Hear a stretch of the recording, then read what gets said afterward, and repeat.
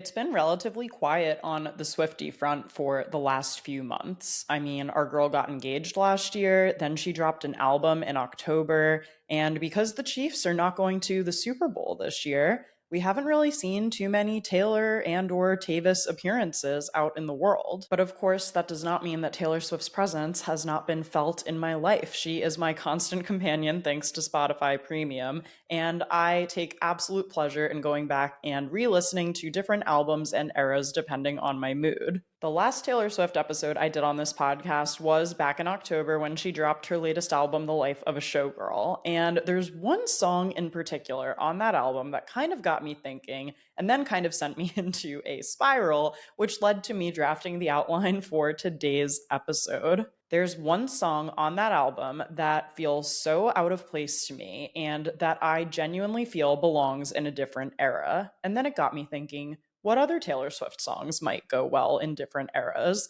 And then I made a manic list. I texted a bunch of Swiftie friends to get their thoughts, and I'm going to be sharing that all with you today. We're going to be doing some creative cutting and pasting of different songs into different eras of Taylor Swift albums. So, this is, if there were a version of fan fiction for music, maybe that would be what this episode entails. Before we get into all things Taylor Swift and rearranging the eras just for fun, let's do a little create and consume. If you're watching on YouTube, you may be able to guess what I have been creating lately or working on, and that is actually a new setup to record this very podcast in. So if you're watching on YouTube right now, things probably look pretty different than how they have looked for the last several months. And if you're just listening to today's episode, I'll do my best to describe what the heck I'm talking about. So I am currently sitting in my new little podcasting corner. So this is something that I have been working on creating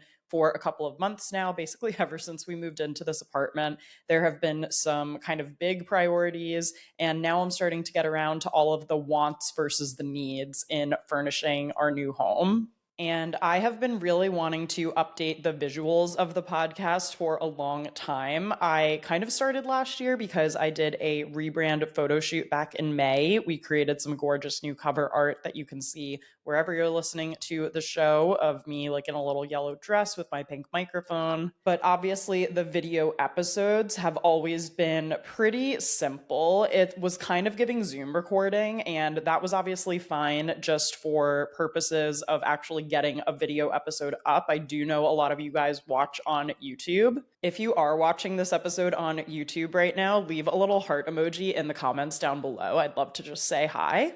And when I first started the podcast, my priority was really just make sure you have a video episode. It doesn't have to be perfect. It doesn't have to be the best quality. That's always something you could change and improve later on. And later on is now. So as you can see, to circle back and tell you more about the new setup, first of all, I'm sitting in my new chair. I found, well, actually, Caitlin Patton found this gorgeous brown lounge chair on Wayfair, and I was looking at a couple of kind of similar options for this space and what I was looking for. And as soon as she sent me a link to this, though, like I was kind of going back and forth with her, asking her opinion on stuff, I was basically sold. It is a gorgeous chocolate brown color. It has little armrests, and it makes me feel like I am out at a fabulous like cocktail lounge or something, and like I'm just settling in, nice and cozy vibes. That is really something I wanted to convey through the visuals of the podcast going forward. And another thing that you're able to see and hopefully also hear if you are listening, for all my audio people out there, I have a new microphone. So I actually have a new mic with a boom arm. So it is a lot closer to my face now. Hopefully the audio is better, and I'm super excited to continue to test out this setup and continue to make it better. Those are really the two big key differences at the moment. I do have a side table next to me that I actually just stole from our living room temporarily to just have something to mount my mic on. But if you guys follow me on Instagram or TikTok, you will have seen a video that I shared where I was showing some different side table options that I think would be cute in this space. This one actually also works okay. It's just kind of bigger than what I need, and I just wanted to see the mic in real life first as well and see how heavy it was and what I would need to mount it on before actually committing to buying a table. But I feel like the mic is pretty lightweight. relatively speaking. So I think it could work definitely with a smaller table, which is good to know. And obviously, also, there's like nothing on the walls behind me. So that's something I would love to change at some point. Maybe bring in a bit more art or some prints or something to put back on the wall behind me. So I'm just really excited to be elevating the look and the feel of the podcast. I really do want this to feel like we're two friends having a cup of coffee or a cocktail, depending what time you're listening to the podcast, and chatting about various topics related to social media, content creation, and just being alive in the era of digital content. And I feel like we're well on our way to achieving that vibe. So thanks for listening through that slightly lengthy explainer. I did just actually want to sit down and talk a little bit about the evolution of the podcast because things keep changing and evolving around here. And I'm super excited about it. Also, I think this is the first ever podcast recording where I'm wearing jeans because now you can like kind of see my pants. So can't get away with the leggings and sweatpants that I have been sneaking for the last, 90 episodes or so, which is kind of funny. Oh, and you will also probably see me referencing my phone a little bit more. Previously, I would look at my notes from my laptop, but my laptop is actually all the way across the room right now, connected up to the mic and my camera. So I'm actually able to use my vlog camera for this recording. I do need to get a slightly better cable, I think, to enable 4K streaming. So hopefully the next episode will look even better. But because my laptop is on my desk all the way over there, I am going to be using my phone for notes. Now, as far as what I've been consuming this week, I am still making my way through both The Traders and The Pit, and they literally both come out at the exact same time. They both come out 9 p.m. on Thursdays. But I am all caught up on both shows as of now. I saw both episodes that came out last Thursday, which would have been January 29th. The Black Banquet episode of The Traders. Oh my God. I actually watched it twice because I went with my friend Devin to the Catskills last weekend, and she and I love this show. So whenever we get to watch it together, it's like a real treat. And then I watched it again with Andrew when I came back Sunday night.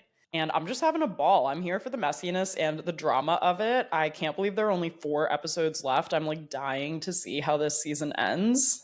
And then I'm also watching The Pit, and for some reason, I'm not like as sucked in to The Pit this season as I was with season 1. And I don't know if that's because we binged season 1. Like Andrew and I watched it actually only a few months ago, really. We may have watched the whole series in October or November. So every episode was out versus, this is appointment television where a new episode drops every week.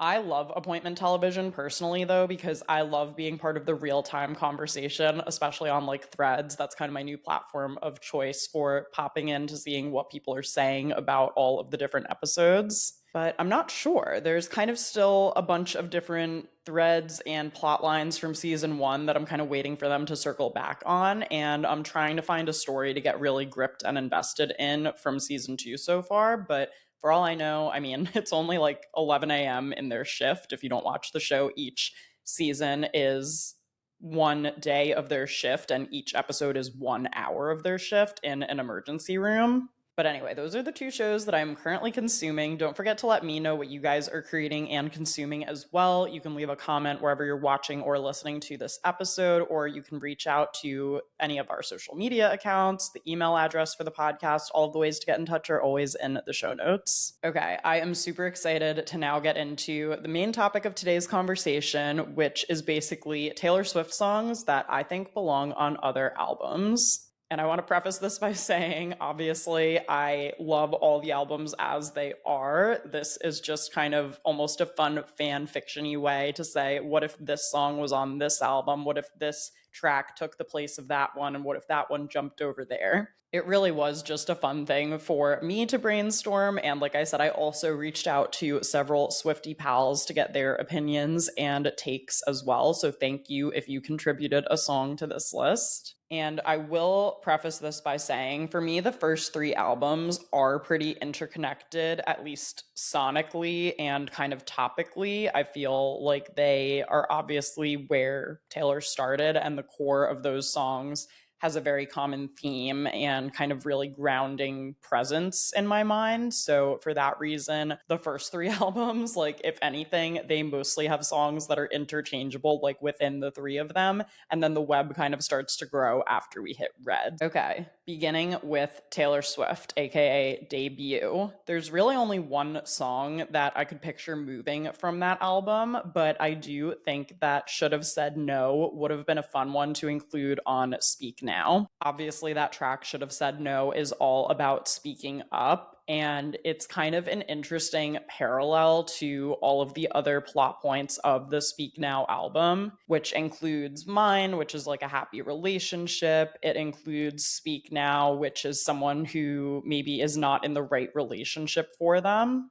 or there's someone out there who could be a better match for them. And then there's tracks like Back to December, which is kind of replaying an old relationship in your mind. So I feel like Should Have Said No. Sonically, it would be a tiny bit out of place because it is very country grounded. I think there's like, correct me if I'm wrong, there's either a violin or like a fiddle at the beginning. I feel like calling it a fiddle is appropriate for a country music album versus a violin, if that's what it is. But I feel like sound wise, it would have also been interesting to kind of go from super country with Debut to hints of country in Fearless, and then maybe just like a sprinkle or two of country in Speak Now, because arguably that really is where Taylor Swift kind of first entered more mainstream pop of all of her albums. Okay, so that's all I had for Debut was Should Have Said No. Moving on to Fearless, I would potentially move The Best Day to Debut, because to me, The Best Day represents family, it represents roots and where you come from. And I think having that song in the Debut universe would actually be really poetic and really logical, honestly. Like, I actually wonder if it was written earlier and then it made its way onto the Fearless album instead of being on Debut. And if you don't know The Best Day, it is a song about Taylor Swift and her mom and their relationship, and her dad and her brother do get a shout out in it, but it's really like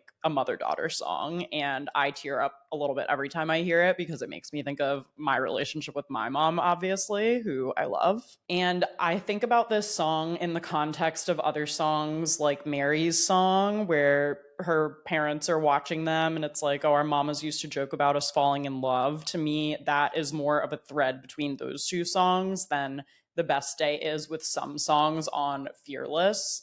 And I just think of it as part of like Taylor Swift's origin story and her lore in a sense. And we definitely see her mom's presence follow her all throughout her career. She's a big part of her business, it seems like, as well. I still haven't gotten a chance to watch the Eras Tour docuseries because that would require Disney Plus login, which I do not currently have, but I probably will whenever there's like less TV going on. I haven't even gotten to start Bridgerton yet, you guys. There's so much TV going on right now, and I'm not helping myself by also watching Mad Men and also watching a very old season of The Amazing Race, season 21. I need to create the space to actually watch that at some point, which I do plan to do. Okay, anyway, and then I also think that The Other Side of the Door from Fearless would do well on Debut. And like I said, these three albums, the first three at least, are very interconnected. For me, the like deeper country sound and the idea of like getting dropped off or closing the door is still kind of giving Our Song to me. Like Our Song is a slamming screen door, sleeping out late, tapping on your window.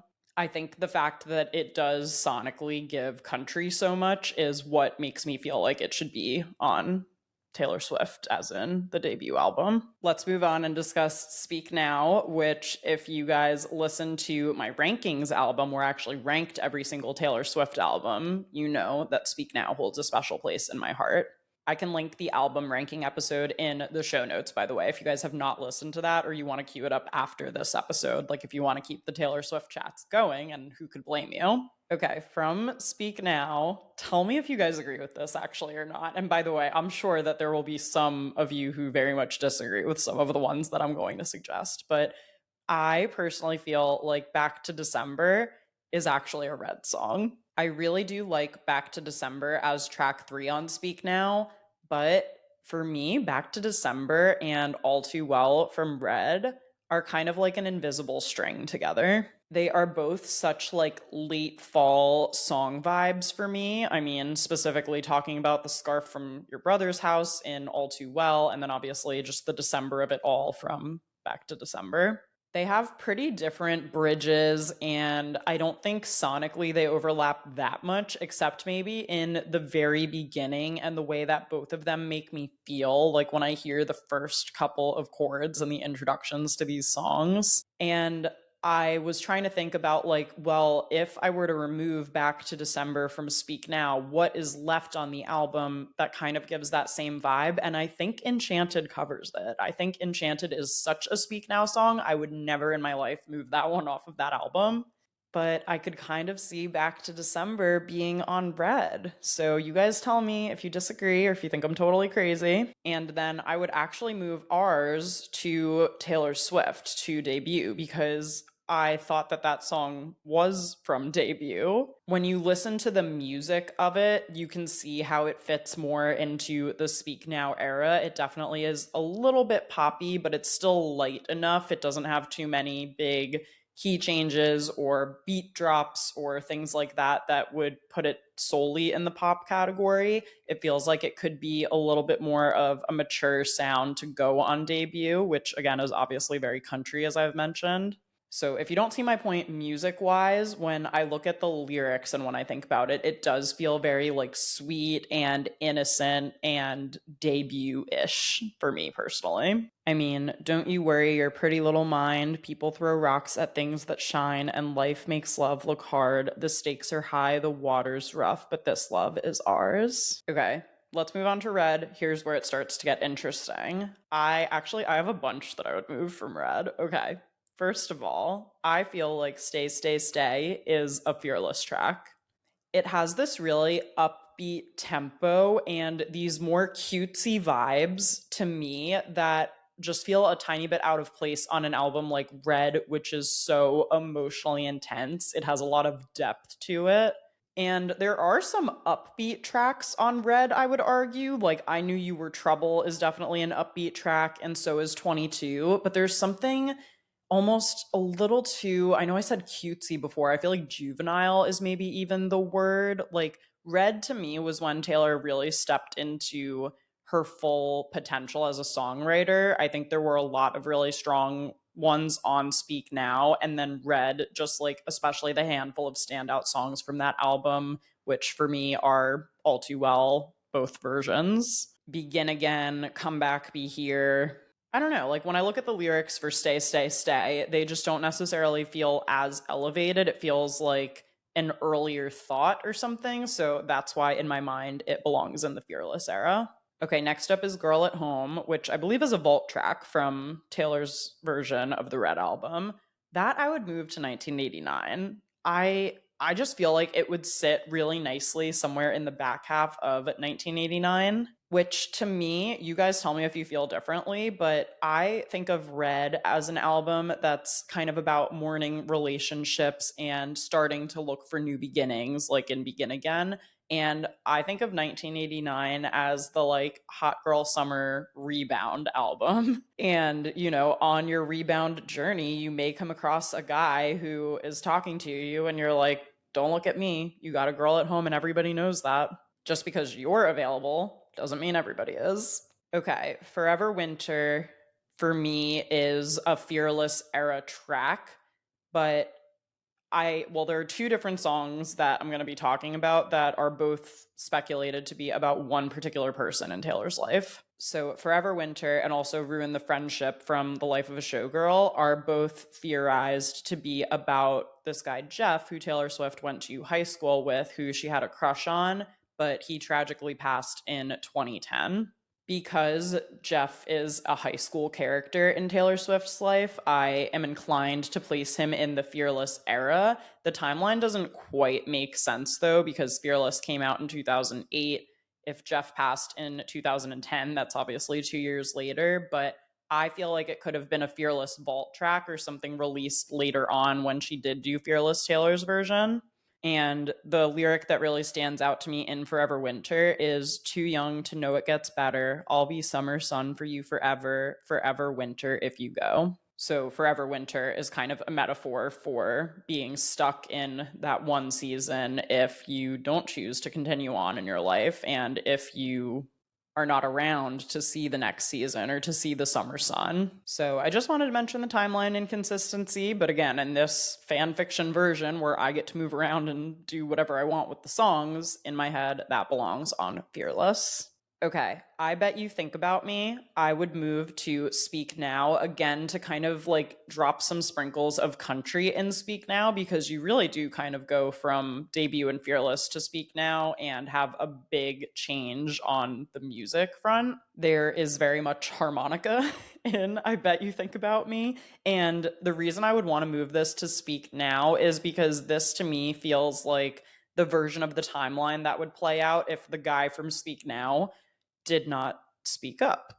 To give you the lyrics from the song Speak Now: don't say yes, run away now. I'll meet you when you're out of the church at the back door. Don't wait or say a single vow. You need to hear me out. And they said, speak now. You guys also have no idea how much I'm resisting just fully singing all of these songs. Speaking the lyrics feels so incorrect for me. And the lyric from I Bet You Think About Me that I pulled to back up my case for moving this one is, but now that we're done and it's over, I bet that you couldn't believe when you realized I'm harder to forget than I was to leave, and I bet you think about me. I just love the thought of Speak Now as what the track 2 of Speak Now, and then this song, I Bet You Think About Me, being hidden in the later tracks of that album.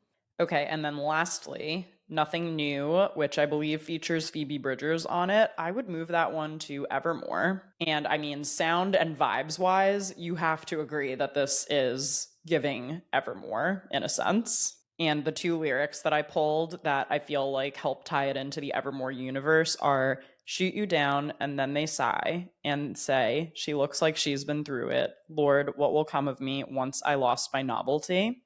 And also, how can a person know everything at 18 but nothing at 22? And will you still want me when I'm nothing new? This is a song about someone who's been through it. And while Red is definitely a breakup album and contains a lot of sophisticated and deeply sad songs, those lyrics are, to me, giving someone who is a lot older and reflective. And that's why in my head, I'm like, put it with Evermore. And I should also add, the same way that the first three albums, like Debut, Fearless, and Speak Now, are kind of grouped together in my head, you'll see as I continue to go through these, Folklore and Evermore are like that as well. I mean, sonically, they are so similar that when I move a song to or from one of those albums, just know that in my head, they really are deeply connected. First, because Taylor Swift says they are, and second, because if you listen to them back to back, it really is leaning more into that almost indie folk kind of vibe. So I just wanted to throw that out there. If you're like, it should have been on Folklore, like, it probably could also go on Folklore. I don't disagree with that. Okay, let's talk 1989, which I called the Rebound album a little earlier. So to me, this album has a lot of songs that I feel like belong on it and can't go anywhere else. But if I were to move two of them, I would move Bad Blood to Reputation. And when I was talking to some Swiftie friends, who, mind you, are very well versed in all things Taylor Swift, they said, you know, I always forget that Bad Blood is not on Reputation. And I feel like that is one of the best arguments you could make for moving it. I bet Taylor Swift looks back now and thinks, you know, that little dispute with Katy Perry was kind of the least of my problems before the Kim and Kanye explosion that then led to Reputation later. And it is kind of interesting to think like, okay, this is a Taylor Swift revenge song before things actually got really, really crazy in her life. But like the music video, the undertones, the lyrics, and the music all combined together are so Reputation coded. And that one, if you disagree, I actually also would disagree with you.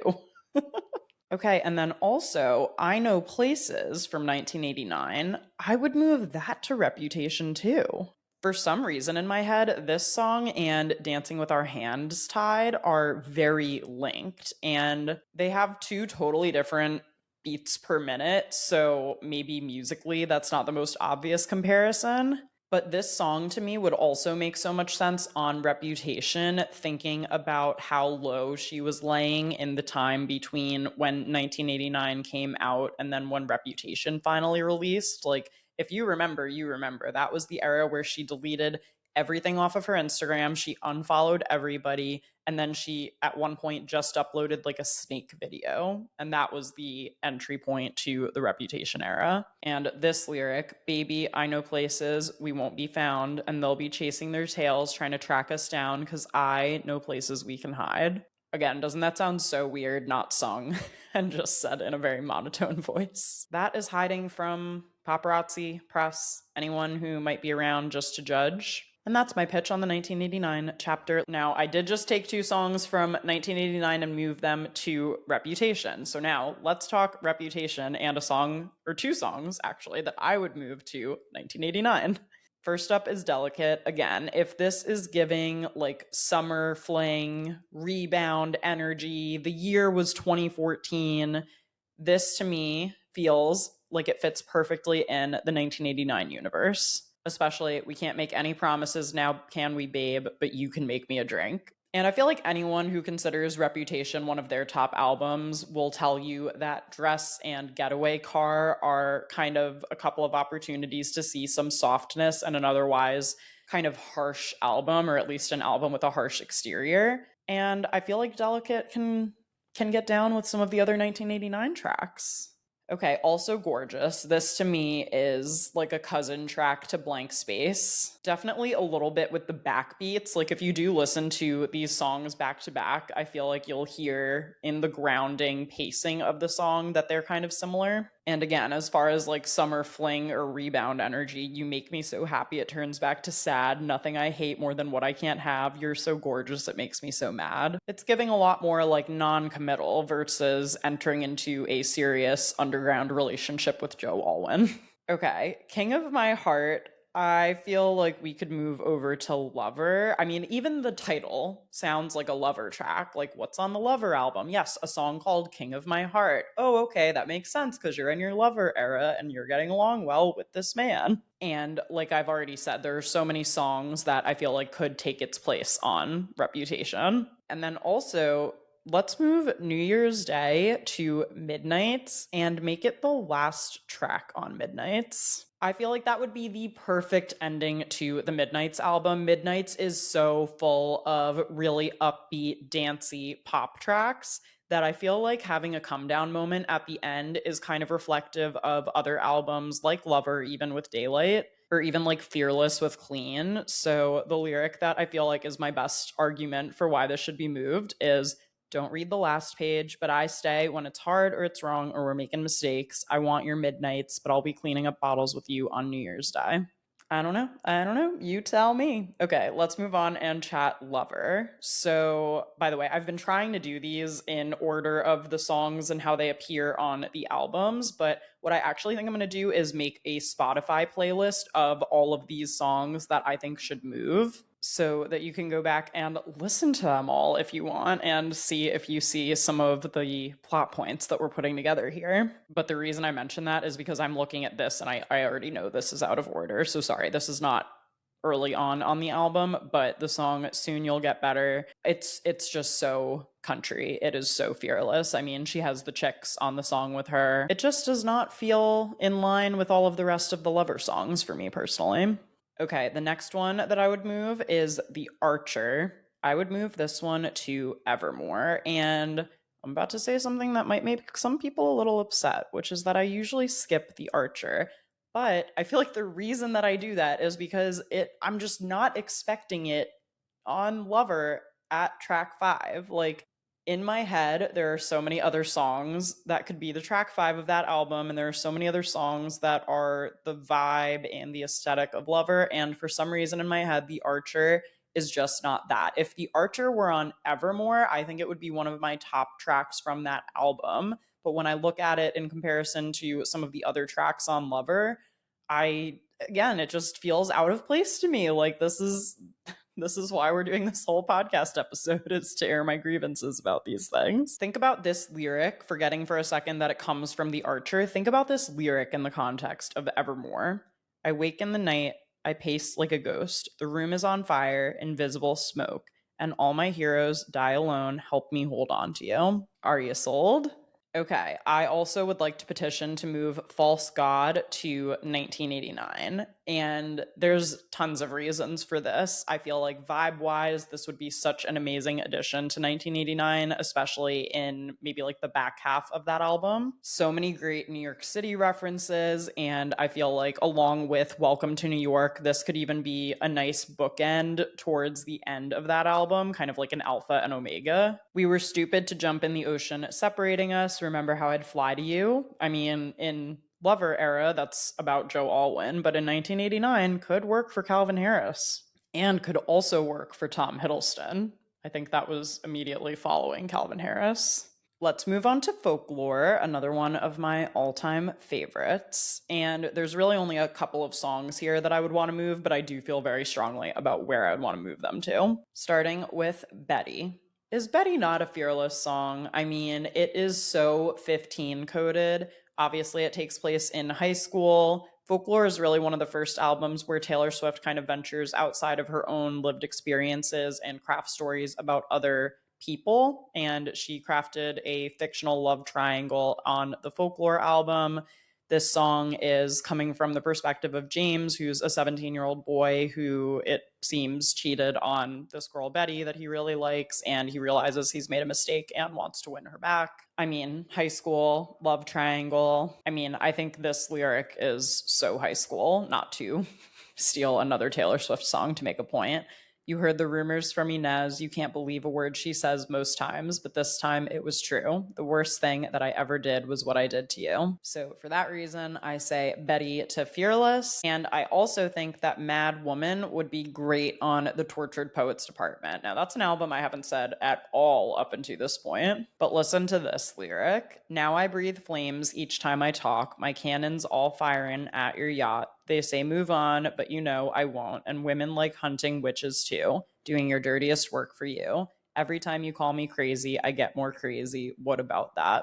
I mean, if that's not Tortured Poets Department, I don't know what is, aside from, the 31 other tracks on that album and the anthology. Next up on Evermore, I feel like Coney Island secretly belongs on Red.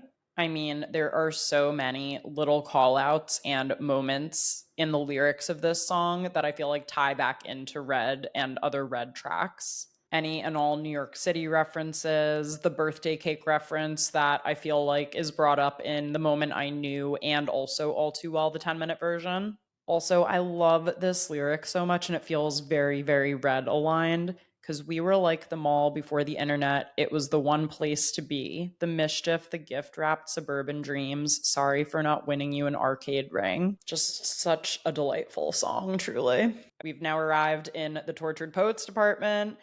This one I feel so strongly about. Like, if I could actually go into the albums and cut out this track 6 of the Tortured Poets Department and put it as track 6 in The Life of a Showgirl, I would. And that's I Can Do It With a Broken Heart. You guys, what is this song doing on the Tortured Poets Department? I loved it when it came out on TTPD, but as soon as you hear The Life of a Showgirl, like this is the thesis of The Life of a Showgirl. What is it doing on the Tortured Poets Department? The only thing I can think, the only reason why this song came out earlier and on that album was a means of Taylor Swift communicating with her fandom to let us know where she was at emotionally. But there are so many tracks on the Tortured Poets Department that I feel accomplish that goal too. I mean, lights, camera, bitch, smile, even when you want to die. He said he'd love me all his life, but that life was too short. Breaking down, I hit the floor. All the pieces of me shattered as the crowd was chanting more. I was grinning like I'm winning. I was hitting my marks because I can do it with a broken heart. That is the life of a showgirl, babe. I mean, I could probably talk for another 20 minutes about that specific example, but I'll move on to the other track that I would move from the anthology, which is I Hate It Here. Guys, I feel really strongly that this is a folklore track. This and The Lakes actually are very interconnected in my head. Take Me to the Lakes Where All the Poets Die and The Secret Gardens in my mind feel like two places that could just be neighboring one another. And that lyric from I Hate It Here is I hate it here, so I will go to secret gardens in my mind. People need a key to get there. The only one is mine. That feels like the same kind of isolated person who I think about when I think about This Is Me Trying, where she says, I had a hard time adjusting. I had the shiniest wheels. Now they're rusting. It feels like isolation. It feels like a point of no return. It feels like pandemic era albums, which Folklore is. And yeah, weirdly, those are my only two tracks from the Tortured Poets department. So many of the rest of them feel like they belong exactly on that album, which is arguably a very all over the place, roller coaster, almost manic album. Okay, we've made it to the Midnights era. I mean, tell me that vigilante shit does not belong on Reputation. Sound wise, vibe wise, lyric wise, it checks all the boxes of a Reputation era song. I feel like it could come right before or right after I did something bad on Reputation. And the two lyrics that to me are very Reputation coded too are draw the cat eye sharp enough to kill a man. And also, I don't dress for women, I don't dress for men. Lately, I've been dressing for revenge. And I feel like You're on Your Own, Kid could go on Red too. I think a lot of people like it as a track 5, so obviously I wouldn't want it to replace All Too Well in any way, but I don't know. I just think about like reminiscing on your childhood as a young adult, thinking about how your friendships change, thinking about how you move out of, your parents' house and you have friends and then people get their own priorities and just things change and evolve and you always will have yourself to rely on in a sense. For me, that on Red would be a great way to tie back in a bit of Debut and Fearless, but in a more mature and evolved way. And Midnights is an interesting one because there are just so many kind of like fun poppy hits on Midnights. And it's obviously nice to have a grounding track on every album where you can.